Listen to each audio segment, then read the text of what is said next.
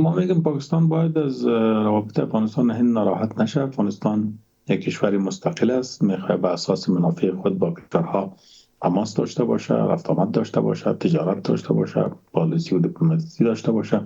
این به ضرر پاکستان و علیه پاکستان نیست.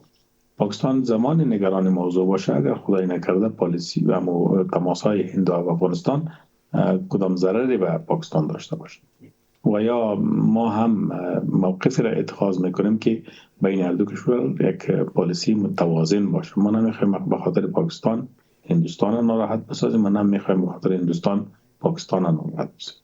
ما منافع کشور خودمون برای ما مهم است و علیه با هیچ کشور قسم روابط را نمیخوایم استحکام ببخشیم که علیه کشور دیگری باشه.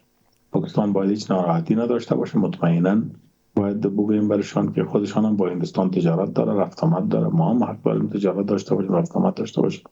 خودشان هم با هندوستان روابط میخواهند داشته باشند، روابط دیپلماتیک. افغانستان هم حق داره. و دیگری که ما من حیث کشورهای منطقه با هم نیازمندی های بسیار زیادی داره و درست. هندوستان یکی از کشورهای بسیار مهم در منطقه است.